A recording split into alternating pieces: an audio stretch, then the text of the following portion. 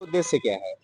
देखिए, हम सभी युवा राष्ट्रीय जनता दल के तहत से जो है युवा चौपाल का कार्यक्रम किया गया। इसका मुख्य उद्देश्य है युवाओं को राजनीतिक रूप से भागीदारी मिलना, जो उसका समुचित भागीदारी है वो भागीदारी देना। क्योंकि युवा जो है इस देश का रीढ़ है। 65% आबादी युवाओं का इस देश में है और इसलिए युवाओं की भागीदारी सुनिश्चित होना इस लोकतंत्र का खूबसूरती है। इसलिए हम सभी युवा राष्ट्रीय जनता दल के सभी कार्यकर्ता, जितने भी हमारे पदाधिकारी हैं, सभी ने 1 से डेढ़ महीना काम किए। उसके बाद जो जिला के जितने भी जिला अध्यक्ष हैं, प्रखंड अध्यक्ष हैं, जिला पंचायत अध्यक्ष हैं, सभी लोगों को हम लोगों ने आमंत्रित किया।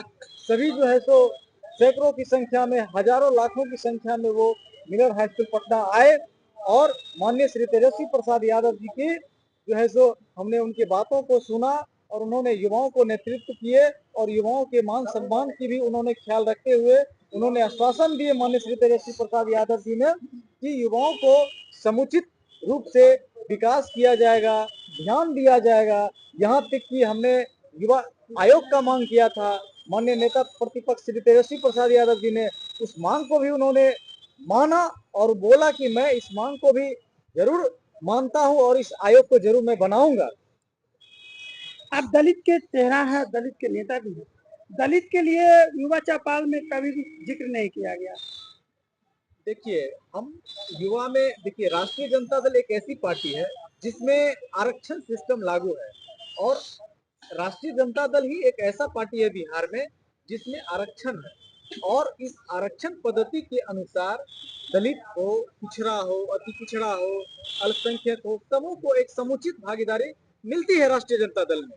अब रही बात दलित की भागीदारी का, इसमें हम लोगों का 40 गो सुरक्षित सीट है, 38 गो शेड्यूल कास्ट का और 2 गो शेड्यूल ट्राइब कास्ट का है। राष्ट्रीय जनता दल हमेशा से दलितों को सम्मान देने का काम कर रही है, लेकिन काम जो है सुनिश्चित रूप से की जाती है और खटारा का अर्थ हुआ कि प्रत्येक 15 साल में जो गाड़ियां चलती है सड़क पे उसको भी हम लोग जो है सो नयका गाड़ी ले लेते हैं। क्यों? क्योंकि वो जो है सो काम करना बंद कर देता है।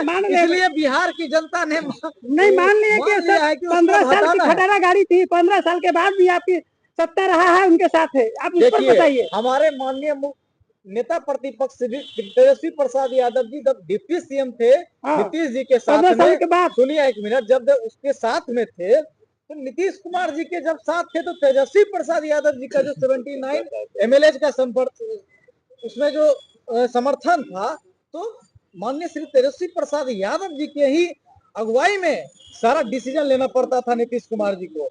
नीतीश तेजस्वी प्रसाद यादव जी के ही अगुवाई में ही उनको जाति आधारित गणना करना पड़ा। तेजस्वी प्रसाद यादव जी के कारण ही 65% आरक्षण दिया गया। तेजस्वी प्रसाद यादव जी के कारण ही बिहार के जनता को आईटी पॉलिसी लाई गई जिसमें निवेशक और आईटी कंपनियों को बिहार आमंत्रण किया गया। तेजस्वी प्रसाद यादव जी का ही वो देन है।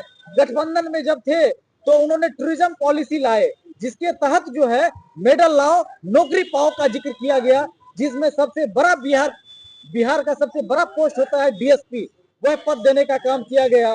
उसके बाद तेजस्वी प्रसाद यादव जी जो है सारे काम को जो है सो उन्होंने किया। सबसे बड़ा बात दलितों की बात करते हैं, ये जो टोला सेवक है, तालमी मरकज है, विकास मित्र है, शिक्षा मित्र है, उसके आय के दोगुना करने का काम तेजस्वी प्रसाद यादव जी ने किया। बिहार में बजट पारित हुआ है, बजट पारित रोजगार की चर्चा नहीं किया गया। 3 लाख आप क्या कहना चाहेंगे? 3,60,000 करोड़ जो है सो करोड़ रुपये का बजट पास किया गया।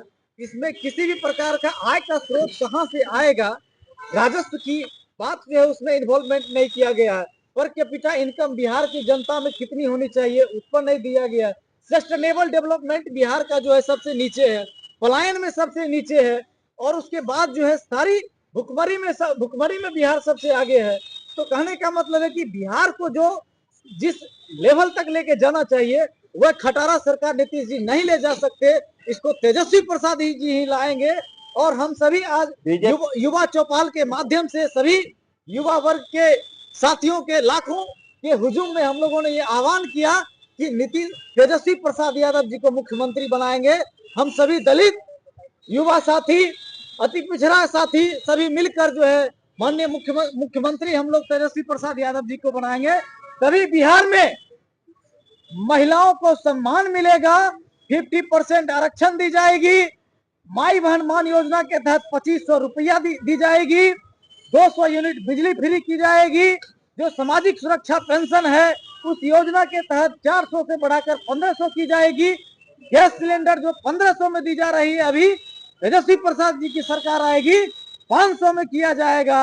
और हमारे माननीय तेजस्वी प्रसाद यादव जी वादे के पक्के हैं, बल्कि जुबान उसके कच्चे हैं लेकिन वादे के पक्के हैं।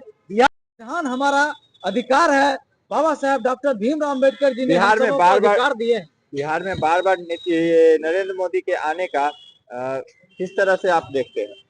देखिए, बिहार में माननीय प्रधानमंत्री श्री नरेंद्र मोदी जी आए, लेकिन उनको ये आने के बाद उनको ये बोलना चाहिए था, बिहार में जो है सो 534 प्रखंड है, 101 अनुमंडल है। क्वेश्चन ये नहीं है, बिहार में बार बार प्रधानमंत्री जी आ रहे हैं, इसका क्या वजह है ये बताइए। बिहार में बार बार प्रधानमंत्री आ रहे हैं, उसका यह वजह है कि ये जो 34 साल का जो युवा है माननीय श्री तेजस्वी प्रसाद यादव जी, उससे डर गया है प्रधानमंत्री नरेंद्र मोदी जी, इसलिए उनको बार बार बिहार आना पड़ रहा है। और एक चीज और बता देते हैं, नरेंद्र मोदी जी अभी एक बार आए हैं ना, वो 10 बार 12 बार और आएंगे। प्रधानमंत्री के पद की गरिमा को तो बेच दिया है नरेंद्र मोदी ने। क्या प्रधानमंत्री का ये औकात हो गया है कि विधानसभा के चुनाव में प्रचार प्रसार करना?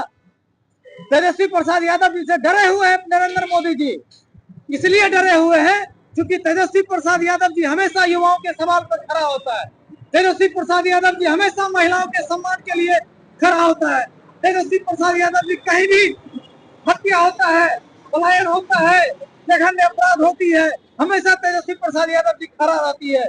इसलिए तेजस्वी प्रसाद यादव जी का जो मोटो है, विजन है, उस विजन से नरेंद्र मोदी जी घबरा गया है, इसलिए उनको बार बार बिहार आना पड़ रहा है।